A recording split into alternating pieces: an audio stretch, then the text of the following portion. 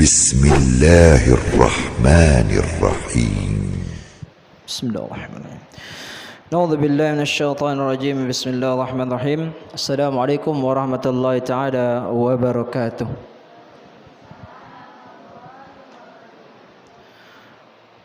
Innal hamdalillah nahmaduhu wa nasta'inuhu wa nastaghfiruh wa na'udzu billahi min shururi anfusina wa min sayyiati a'malina may yahdihillahu fala mudilla lahu wa may yudlil fala hadiya lahu. Asyhadu an la ilaha illallah wahdahu la syarika lahu wa asyhadu anna Muhammadan 'abduhu wa rasuluh. Allahumma shalli wa sallim ala Muhammad wa ala alihi wa ashabihi rasulillahi ajma'in. Faqala Allah Ta'ala fil Qur'anil Karim wa biqaulihi yatadil mutadun. Na'udzu billahi minasy syaithanir rajim. Bismillahirrahmanirrahim. Wa halallahu al-bai'a wa harrama ar-riba. Wa qala aidan wa la ta'kulu amwalakum bainakum bil batil wa tudlu biha ila al-hukami litakuru fariqam min amwalin nasi bil ismi wa antum ta'lamun. Faqala Rasulullah sallallahu alaihi wasallam fil hadis an Abi Hurairah radhiyallahu anna Rasulullah sallallahu alaihi wasallam qala atadruna manil muflis. Sadaqallahul azim wa sadaqa rasulul karim.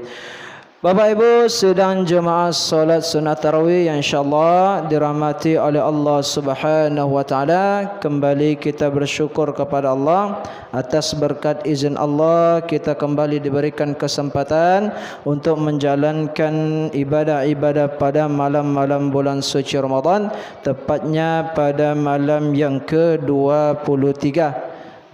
23 kini mak, 22 bau. Nak copi ayo ke mah. Pada malam yang ke-22 ala sudah alhamdulillah tu bisa istiqomah beribadah ama alanya pasti hilang malam besok ke aku leh. Alhamdulillah Allah masih memberikan kita kesempatan untuk melaksanakan ibadah. Kemudian salat besertakan salam. Tidak lupa pula kita akan buat sang junjungan alam, yakni Nabi besar kita Nabi Muhammad sallallahu alaihi wasallam, dengan ucapan Allahumma salli ala Muhammad wa ala ali Muhammad. Assalamualaikum ya Rasulullah, assalamualaikum ya Habibullah. Bapak Ibu dirahmati oleh Allah Subhanahu wa taala, apa yang akan kita bicarakan pada pertemuan yang kedua sekaligus pertemuan yang terakhir awak pada malam Ramadan 1444 Hijriah, berangkat dari salah satu teguran Rasulullah, peringatan baginda Rasul bi awak, mana hadis ini disampaikan oleh Abu Hurairah radhiyallahu an. Pada suatu hari Rasul sedang duduk pada majlis ilmu. Jadi Rasul kata, mak setiap sudah melaksanakan solat fardu, nya duduk bersama para sahabat di masjid.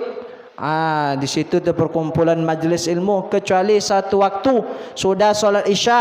Sudah solat isya Rasulullah ndak alam mau di masjid dah. Langsung pulang. Karena Allah mengatakan diciptakan malam hari untuk beristirahat, diciptakan siang hari untuk bekerja. Kalau awak cendapo ke malam hari berjago, subuh hari lolok. Itu dia nama kaluang. Tu kaluang ya. Kelawau. Tu kaluang ya amak aku kalau jadi Indonesia, bahasa Indonesia wang sopan ke saudara apa? Itu dia Rasul setiap selesai melaksanakan salat duduk bersama para sahabat dalam sebuah majlis ilmunya. Pada suatu kesempatan Rasul bertanya kepada sahabat, mungkin hadis kau pembahasan kau lah kodok wak dongau dari para mubalik, wak tengok dari media sosial, internet, YouTube dan segala macamnya. Di mana Rasul bertanya, atadruna manil muflis, kata Rasulullah, wahai para sahabatku, tahukah engkau siapakah orang-orang yang bangkrut? Jadi kalau bahasa bangkrut, Bapak Ibu yang berbahagia, kalau awak membahas bangkrut adalah orang yang dulu sukses, orang yang dulu kaya, orang yang dulu berpunya, orang yang dulu berdagang, bau banting setir, bangkrut ini ndak nawa pojole. Itu secara harfiah di Indonesia.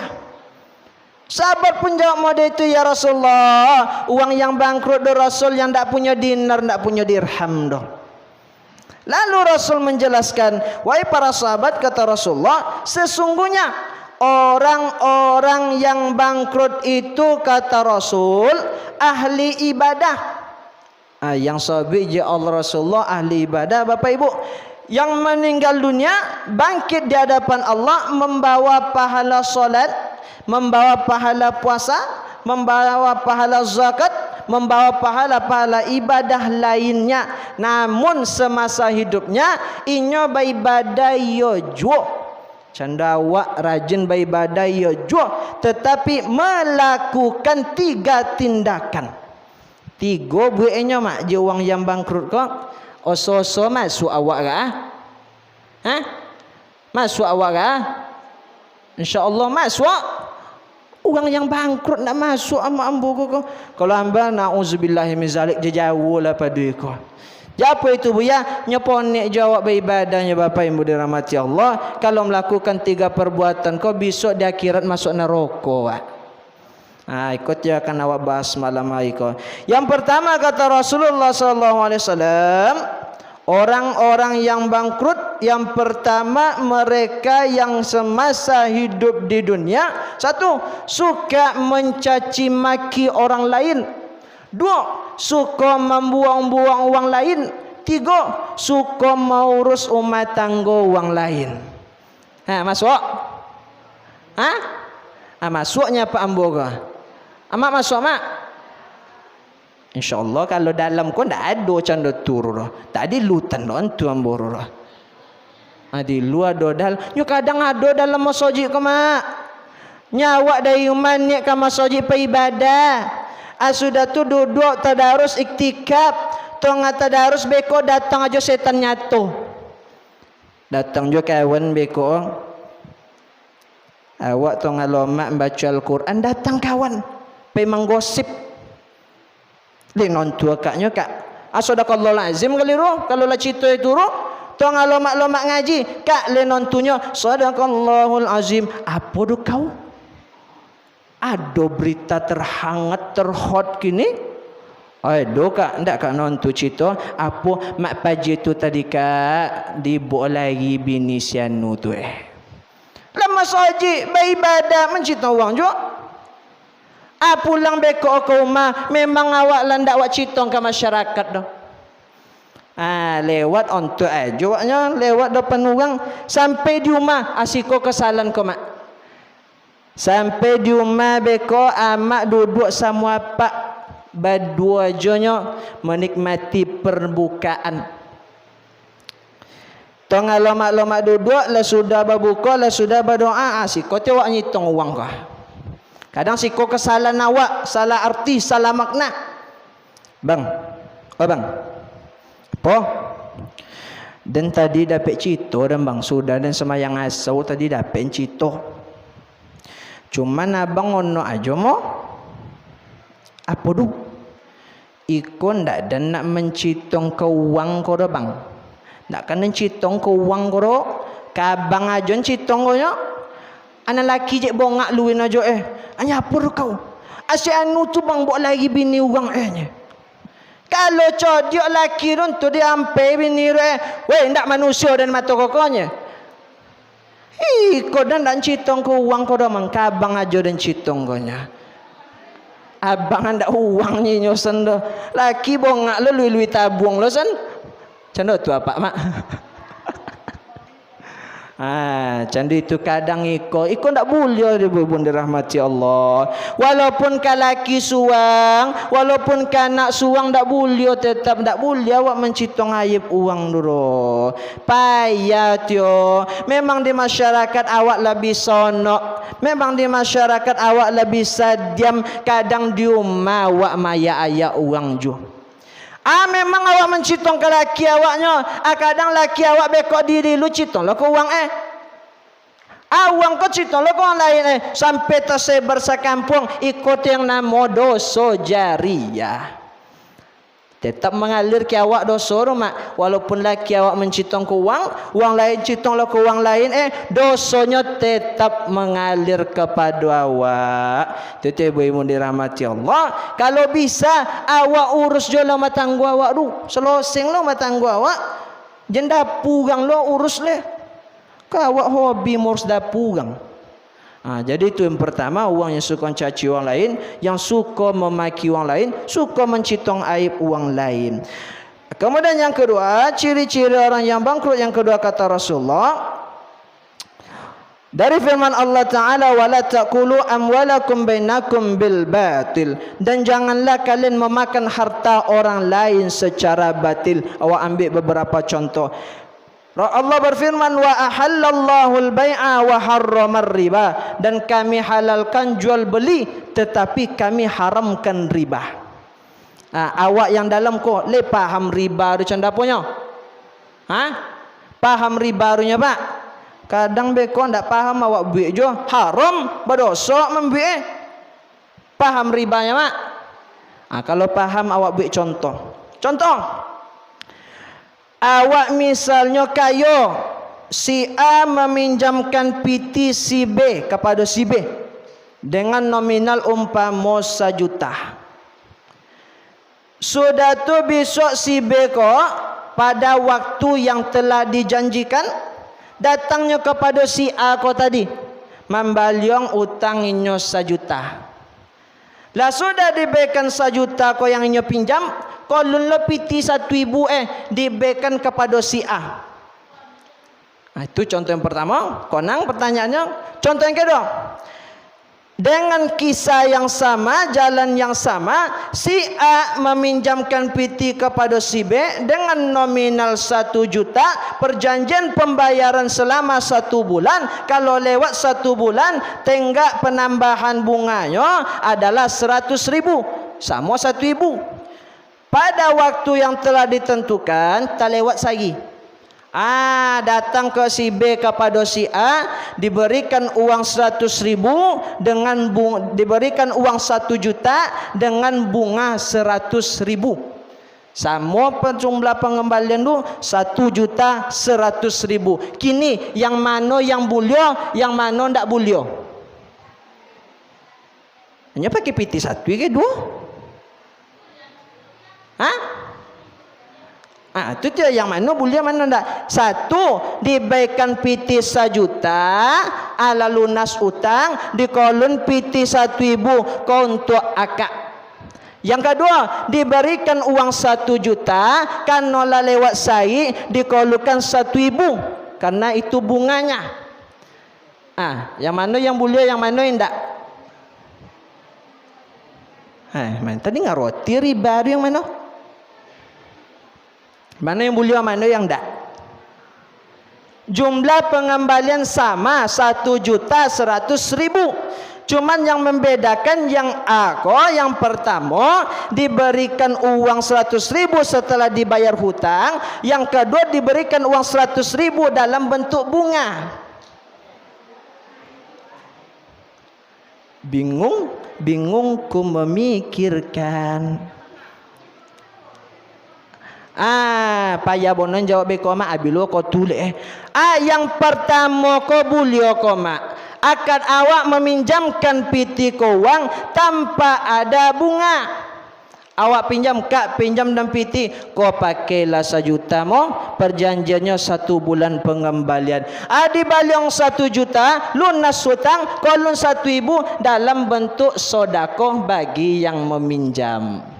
Itu cuman yang kedua uang 100.000 karena akad dari awal lewat waktu sebulan tambah bungonya 1.000.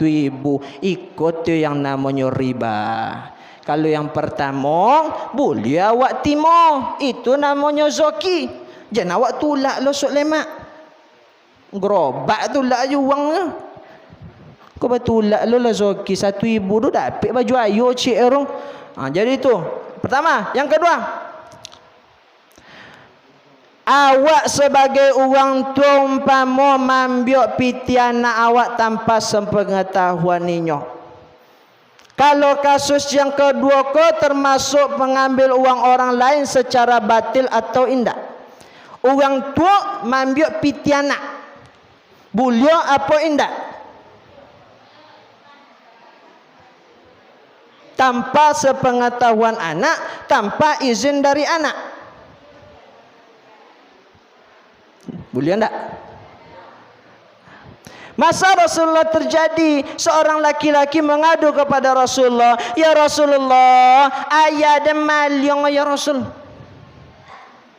Piti siapa maliong? Piti dan ya Rasulullah. Wang sapinya, wak dan anaknya ya Rasulullah. Apa kata Rasulullah? "Anta wa malika wa angko." Diri angko dan seluruh hartamu adalah milik ayahmu. Artinya awak pak mak boleh ambil piti anak, cuma jangan awak buat loleh. Mak buya wayu tu boleh ambil piti anak, ngicap lang di rumah beko. Jadi boleh, tapi sebaiknya kalau sesuai dengan etika awak sampaikan terlebih dahulu. Contoh yang ketiga, ada pepatah mengatakan uang suami milik istri, uang istri milik suami. Apa tu? Uang suami milik istri, uang istri milik istri. Macam apa tu? Boleh tak? Hah? Uang suami milik istri, uang istri milik istri juga. Lo mak banau. Ugi tu kami laki-laki kau mak. Boleh ah? Kalau ikut semangat bolehnya. Simpan piti berbantal pak, masuk sawung kalau perlu. Kewajiban seorang suami kata ulama, duanya mak. Pertama, yang wajib dibayar mas kawin, mahar. Yang kedua, yang wajib diberikan nafkah. Dua kota yang boleh mak membiarnya. Di lupa pada itu je lawak membiar. Semua itu mengambil hak seorang suami. Terjadi masa Rasulullah, ingat kisah Alqamah. Alqamahnya rajin beribadah Bapak Ibu dirahmati Allah. Cuma cik salahnya kan mati tidak bisa mengucapkan la ilaha illallah. Nak dipanggang le tanyang je Rasul kiamat, apa salah Alqamah tu? Tak ada salah do Rasul. Cik salah inyonya Rasul semenjak inyo babini ya Rasulullah. Tak apa nama nengok dan le. Tak apa nama bepiti kadan le. Tak apa nama bekiman kadan le Rasulullah. Alqamah rajin beribadah, tetapi semenjak menikah dengan seorang wanita pujaan hati yang tercinta, ataku wong lainnya di rumah. Tak apa najong wa ama ele. Awak mak jangan condo tu mak. Kami yang laki-laki ko sarugo kami telapak kaki mak. Janganlah awak egois leh. Memang istri itu harus kami perhatikan, tapi awak sebagai istri juga harus perhatikan seorang suami. Kalau istri yang elok tu, lalamu awak ndak pi ko mamintu awak, awak mengonang laki awak, bang, lalamu awak ndak pi mamak mabang. Mula awak jongo amak tu bang. Iko baru ha. Kok kadang jadi bini laki gajian tanggal 3 awal bulan umpama anon tulo jadwal eru pulang laki be kok la tunggu depan rumah setor aku tu bini celakor jangan awak candoko. Jadi awak ambil aja hak awak, mahar, nafkah. Kalau nafkah tu silakan diambil. Jadi memang ungkapan tersebut ndak lo salah roh, ndak lo betul roh, tapi tergantung macam mana awak menempatkannya. Ibu yang dirahmati oleh Allah SWT, dan ciri orang-orang bangkrut yang terakhir adalah orang-orang yang memukul orang lain tanpa sebab akibat. Kadang ikut yang viral zaman kini guys, lah banyak terjadi permasalahan. Contoh kecil aja, babanta nak kete awak umpama anak awak babanta sama anak tetangga. Tak nonton permasalahannya roh, datangnya menangis ke awak, mengadu ke awak. Kalau orang tua yang pintar bijaksana mengadu anaknya ke tadi, tanyong lu apa masalah waang, canda apa kejadiannya, ikut orang tua yang bijaksana. Kalau awak yang disopang kau le canda tu ngadu anak ke awak, lewat tanyong lu nya. Ingat mak, kalau anak awak yang masih kenek kok melakukan satu kesalahan, mengadu ke awak, awak bela inyo sampai tua isu awak pijak. Dah mak saya silakan dibuat. Kalau ambo dulu mak, cayo lah mak. Ambo sekolah di Min Merangin. Ndak sombong ambo kodo, ambo juara 1 dari kelas 1 sampai kelas 6. Cuman ambo ndak luwi-luwi je kodo mak. Bulio kotong tiap pulang MDA tiap pagi batenju aja ambo. Sama kawan ada tinggal di Leying tua belakang SMP rumah. Sampai kini ndak ambo tolok bebantai je nyole po tu nyogodang badan bodang boleh. Macam dokong tu kok. Babantam boto izinyo bulyo kotong dalam seminggu ada partai big match sa kamero. Tu partai big matchnya tu batenjuru ha. Cuman ndak pernah botolok ngadu ka orang tua mak. Kalau ngadu di rumah ndak inyo ceja ama ayam boro je buyar ro. Ha? Ambolo pio Tu bapong lawak kan tolok mengadu. Itu orang tua zaman dulu. Orang tua zaman kini mengadu anaknya beko. Olun selesai anak mengadu le. Ay nyolapai ko mata tetangga. Tanpa ada kesalahan, tanpa ada fakta, tanpa ada kebenaran, tanpa A, B, C, D, awak tinju tetangga awak topuk segala macam, kita sudah termasuk ciri orang yang bangkrut.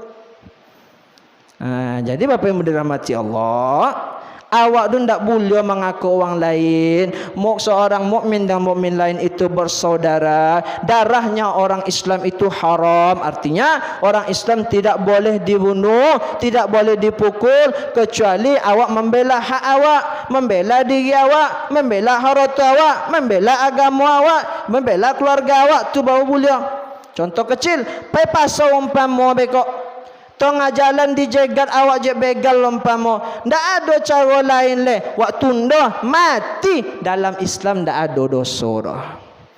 Itu tu berbeda dengan hukum di Indonesia. Ada namanya hukum positif, hukum undang-undang yang mengatur tentang pembunuhan. Kalau dalam Islam memang ndak ada dosa, tapi di Indonesia berdasarkan undang-undang awak yang sebenarnya jadi korban bisa menjadi tersangka.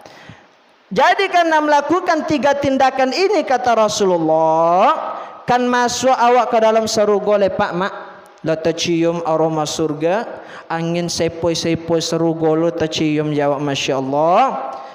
Datang uang yang awak zolimi semasa hidup tadi, minta pengadilan kepada Allah Subhanahu Wa Taala. Satu aduan, satu kesalahan, pahala awak dipindahkan kepada uang yang awak zolimi. Ada juang mengadu yang kedua le, diambil le pahala puasa awak. Ada juang mengadu le, diambil le pahala zakat awak. Lebih pahala awak tu Bapak yang dirahmati oleh Allah Subhanahu Wa Taala. Ada juang mengadu le. Barang yang kan diben dak ada, pahala yang kan dijuang dak ada, amal ibadah lalu sabsodo. Akhirnya dosa uang yang awak zalimi dipindahkan kepada awak yang akan dimasukkan ke dalam surganya Allah Ta'ala dipindahkan kembali ke dalam neraka Allah. Jadi artinya Bapak yang dirahmati Allah, kaji awak ko 3 cuman bersumber dari satu hal, bersumber dari satu dasar, bersumber dari satu tempat, yaitu jangan kita menyakiti orang lain. Awak tak boleh menyakiti orang lain. Kalau ambo sampaikan dosa menzalimi diri sendiri, ingkar kepada Allah Ta'ala, kita bertobat, beristighfar, minta ampun, diampunkan oleh Allah. Namun dosa menzalimi orang lain, menyakiti orang lain sebelum mendapatkan ridha, mendapatkan kemaafan, mendapatkan keikhlasan dari orang yang kita zalimi, mati pun awak tidak akan dimaafkan ya Allah Ta'ala. Jadi Bapak Ibu dirahmati oleh Allah Subhanahu Wa Taala, inilah 3 ciri-ciri orang yang bangkrut dikatakan oleh Rasulullah sallallahu alaihi wasallam. Andai kata hari ini awak tak masuk ke dalam 3 golongan atau satu di antara 3, pacope awak minta ampun ke Allah Ta'ala supaya bisa menjalankan sisa-sisa Ramadan dengan sebaik mungkin. Sebaliknya, kalau awak tidak termasuk ke dalam 3 kelompok, perkuat diri awak, berdoa kepada Allah Subhanahu Wa Taala, Allahumma arinal haqqa haqqa warzuqna ittiba'ah wa arinal batila batila warzuqna ijtinabah. Minta pada Allah, tunjukkan yang mana yang elok, tunjukkan yang mana yang salah, minta kekuatan untuk menjauhi yang salah. Bapak Ibu yang berbahagia, Inilah oleh-oleh pada malam hari ini sebagai pertemuan terakhir awak. Andai kata pertemuan pertama sampai yaiko ada kesalahan nambah kepada apa, kesalahan nambah kepada amak, salah ucap, salah gerakan yang membuat hati awak tersinggung, malam ku ambo minta maaf dengan sebaik-baiknya. Ambo minta maaf kepada apa amak kalau ada kesalahan nambah. Sebaliknya, kalau ada kesalahan apa amak atau uwa ninyak kepada ambo, insyaallah terlebih dahulu ambo ala memaafkannya. Baiklah, yang elok datangnya dari Allah Subhanahu wa taala, yang salah datangnya dari dia yang menyampaikan unzur maqala wala tanzur man qala. Subhanakallahumma wa bihamdika asyhadu an la ilaha illa anta astaghfiruka wa atubu ilaik. Assalamualaikum warahmatullahi wabarakatuh.